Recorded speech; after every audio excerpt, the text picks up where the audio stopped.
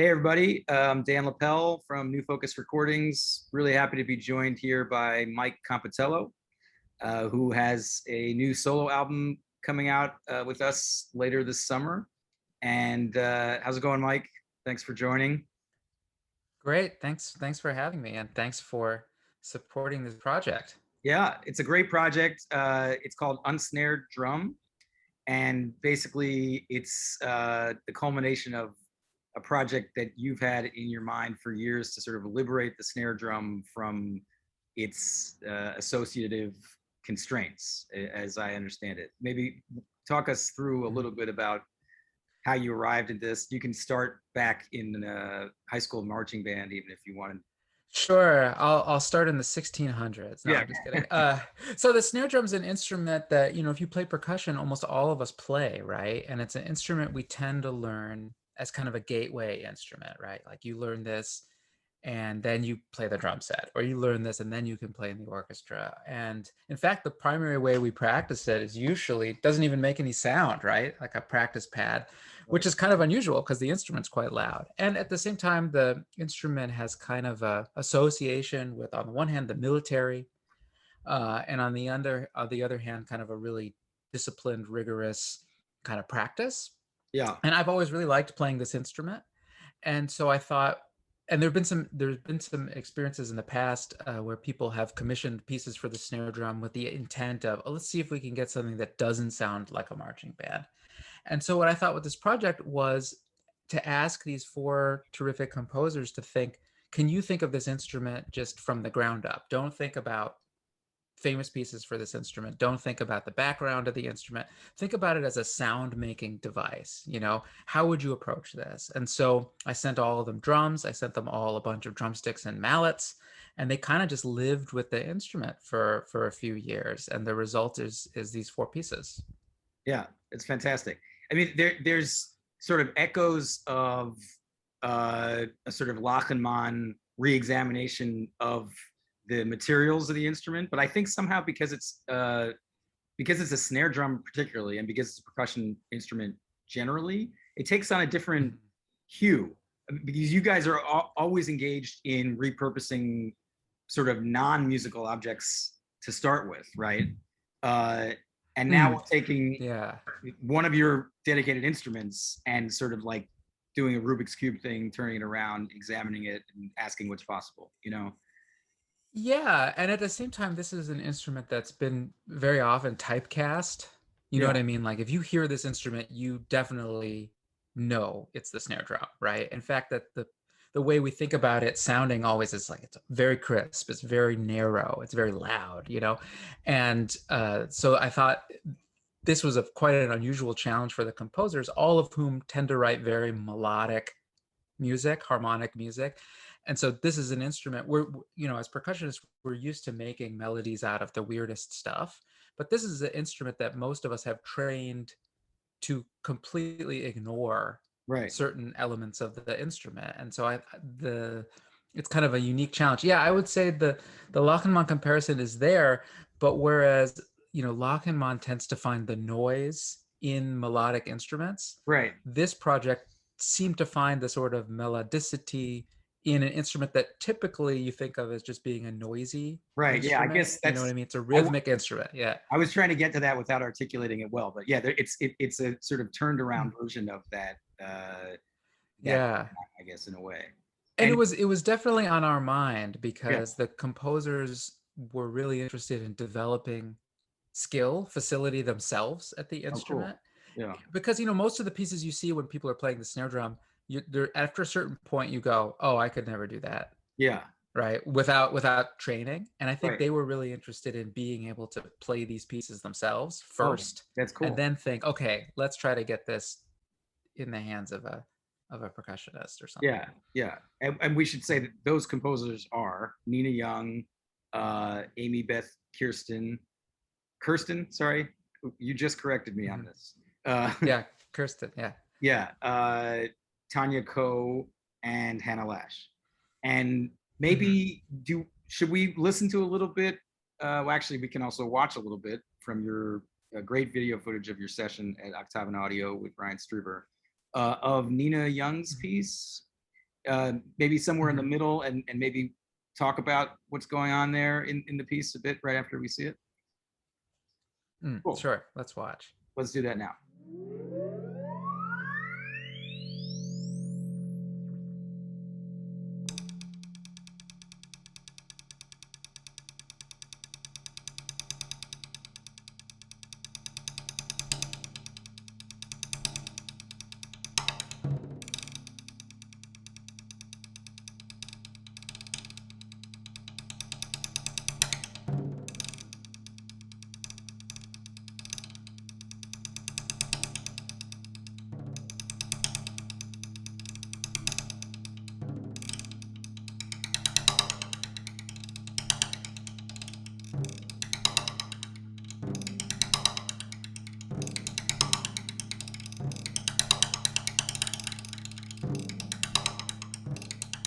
Great. So that was a minute excerpt from Nina Young's Heart Throb.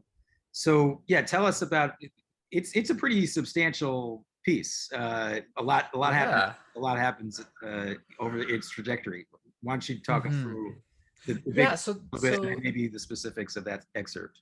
Yeah. yeah. Okay. So Nina was really interested in this piece in using electronics, and at the time, I didn't want any of the pieces to have an additional sound system with them because I thought I'm already traveling with four drums.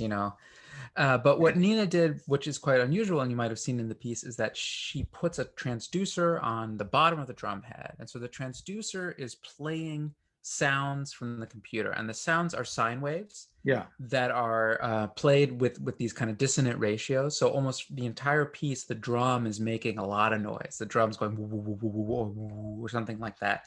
And the primary role of the performer is to filter those sounds. So instead of a normal drum piece where the performer is sort of the action hero of the piece, in this case, the drum is actually the hero of the piece. And it's creating most of the interesting sounds that are being fed through the drum. And then with a contact microphone on the side of the drum, those sounds actually feed back on each other and reinforce each other. And the performer's job is to filter those sounds either by pressing into the head or by rubbing into the head or by hitting the skin or the rim of the drum, which triggers a lot of feedback loops. And so in the section that we heard, we went from this kind of chorale where the performer is pressing into the head to kind of modify this melody that the drum is playing, to a section where this kind of electronic swoop signals like a start beginning to really fast playing. And here the technique, the playing pretty fast normally is on the head of the drum, but here Nina asks the performer to do that all on the rim of the drum,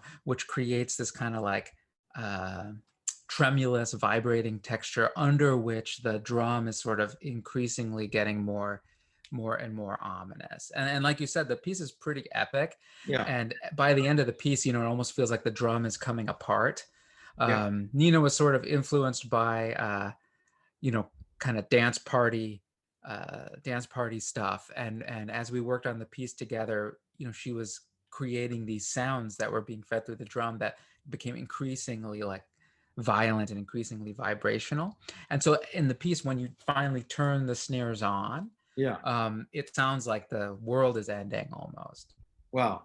And so when you perform that live, do you then amplify the drum and send that through a PA, or everything is localized? The drum is the speaker, I guess. The drum is the speaker and it That's gets amazing. phenomenally loud. Yeah, Yeah. so the setup is that you have a computer that's running this Max MSP patch, Right. and the Max is sending the sound waves into the sinusoids into the drum, and the drum is producing all of the sound. And Wow. the because the drum has two heads Yeah. and a shell, the air between the shell, if the two heads are tuned in sympathy with each other, the air between inside the shell can really create a lot of vibration. And Wow. so the drum creates all the sound. There's no speakers other than that just single transducer.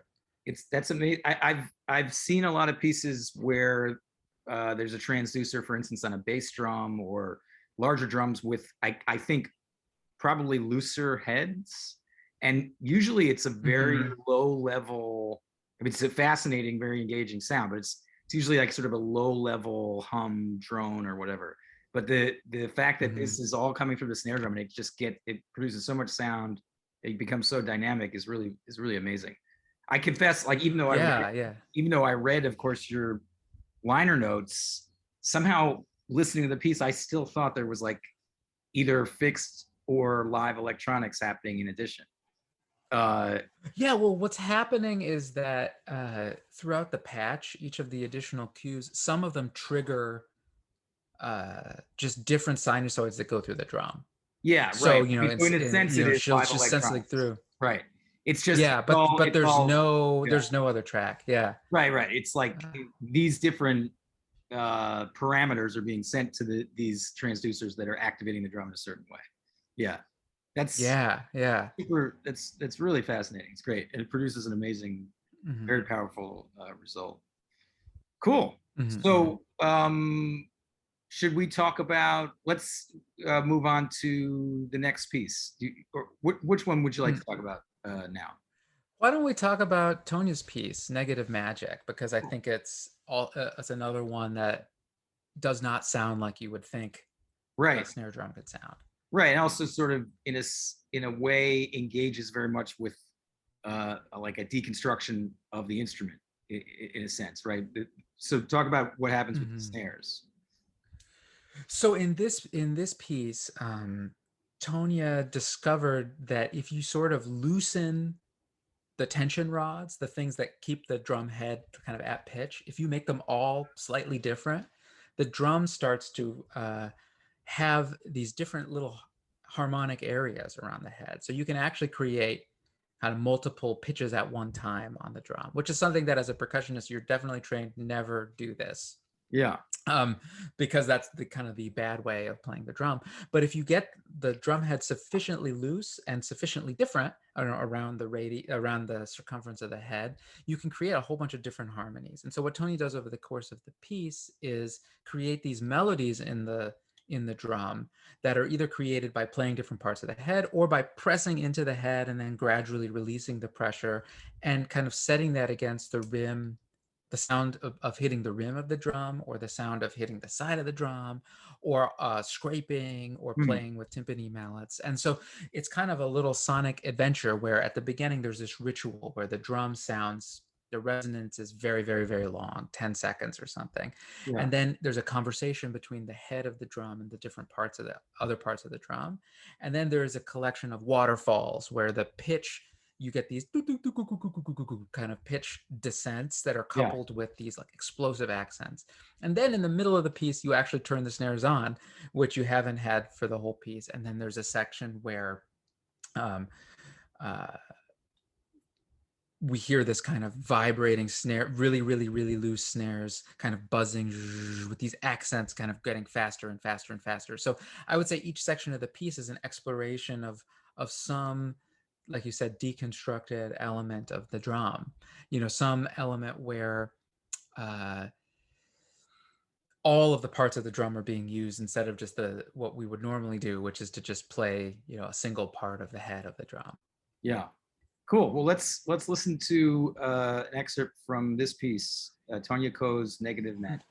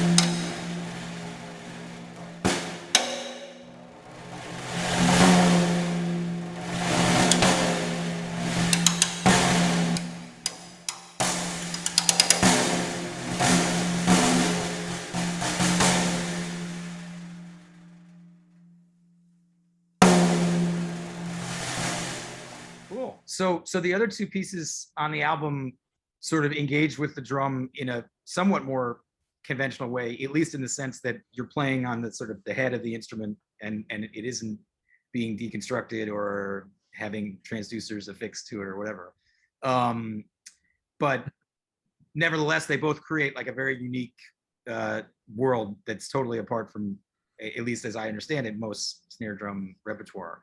You want to maybe talk about Amy's piece first, Ghost in the Machine? Sure. Yeah. So this piece is Ghost in the Machine is a result of a kind of a long back and forth workshop process that we had together at Avalock Farm Music Institute in New Hampshire, where we explored a whole bunch of different sounds that the snare drum could make. We explored, all sorts of different stuff that didn't make it into the piece.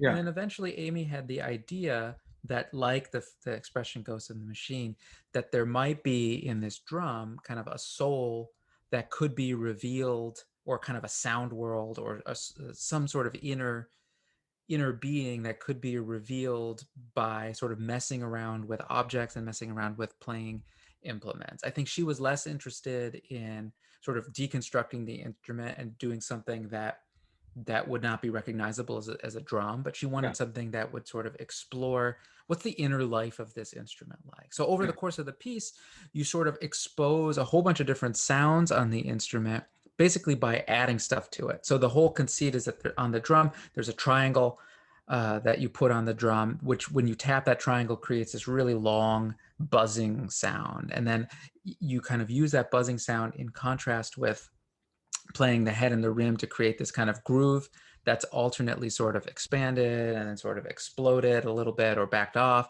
And then throughout the piece, you sort of gradually add more objects to the drum, like a wine glass or a shot glass, or kind of a root, which is a little bundle of sticks, or maybe a vibraphone mallet, or maybe a knitting needle, or maybe a timpani mallet, as gradually this groove sort of expands and expands, and then it kind of peters out.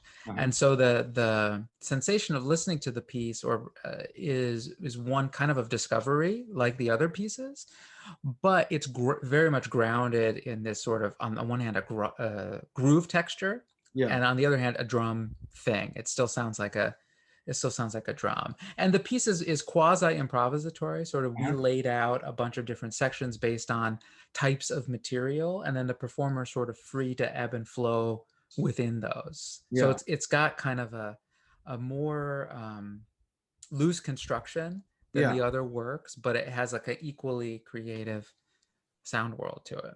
Cool. Let's take a listen to a portion of this. Amy Beth Kirsten's Ghosts in the Machine.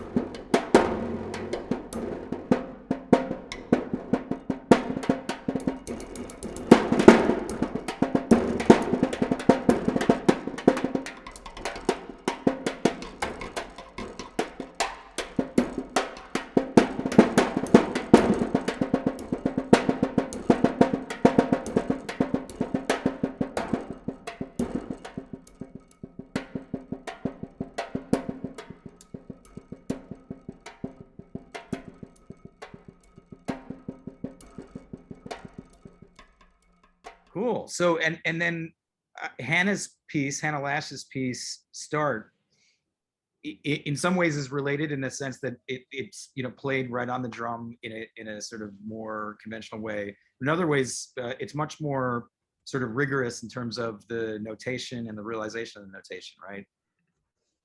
Yeah, exactly. I would say, I've been telling people about this album that this piece, Start, is probably the most normcore of the Right. pieces. It's what we would call like notes and rhythms music, where there aren't any extreme extended techniques, there's no aleatoric element or anything. Sure. And originally Hannah and I explored doing something super creative, super out of the box with the piece. And at a certain point we had a conversation. She said, look, I play the harp, and I'm so used to getting pieces from composers that have no idea how the harp works, where my job is to invent the piece. She said, I wanted to write a piece that can be interpreted, or a piece where that can highlight what the performer can do while they're playing the instrument, instead of what the instrument can do as it's doing battle with the performer.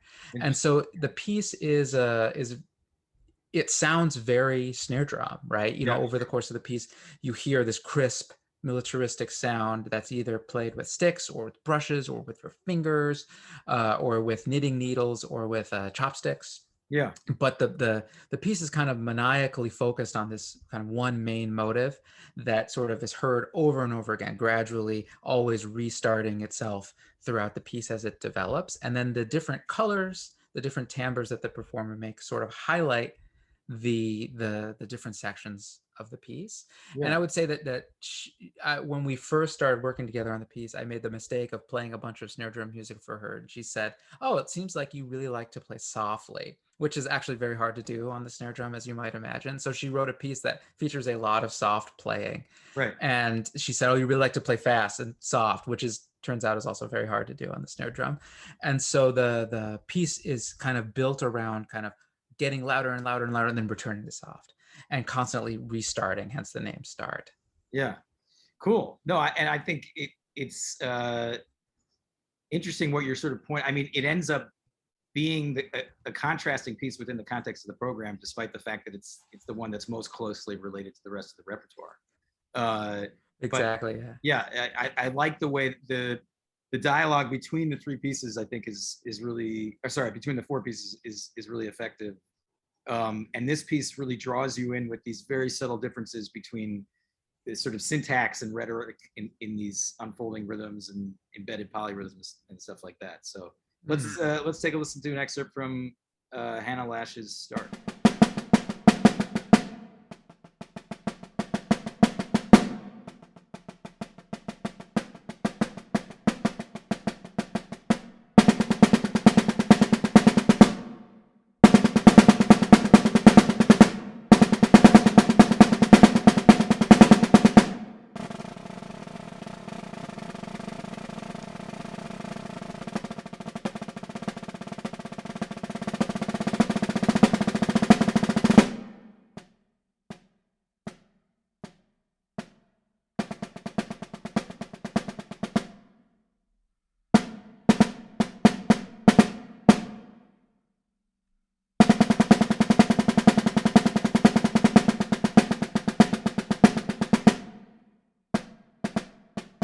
Sweet. Well, thanks again for hopping on Zoom to chat about this, Mike. Psyched for this. It's going to come out on August 20th. And before we forget, let's make sure to give acknowledgments to Laura Gray, who did the design. You could see the cover, really nice cover behind me. And Beautiful. Ryan Strieber, Octavian Audio, who tracked, edited, and mastered this fascinating album. Liberate the snare drum. Thanks so much. Yes, and I mean, I hope we'll share as the album comes out. I think Ryan put more microphones on a single snare drum than Yeah. I've ever seen in my life. Oh, So, and thanks to you for having faith in this strange focused project. no, I think it's great. I mean, I feel like there is a whole category of albums that explore the extension and sort of pushing past limitations of various instruments, but this really intensifies it when you're dealing with, as you say, an instrument that has such strong and in some ways restricted associations, and the creativity that you and the composers were able to muster in terms of coming up with just a really engaging album that tells a story that covers a lot of different aesthetic territory. It's fascinating and really great. Fantastic record. So thank you, and we're excited to put it out. Thanks so much. Yeah. So, and to everybody out there in YouTube land, thanks for listening, and please check out the album when you can, when it's available. It'll be on all the streaming platforms, download places, Bandcamp, physical format. So look forward to you checking it out and letting us know your thoughts about it. All right. Take care and bye. Thanks.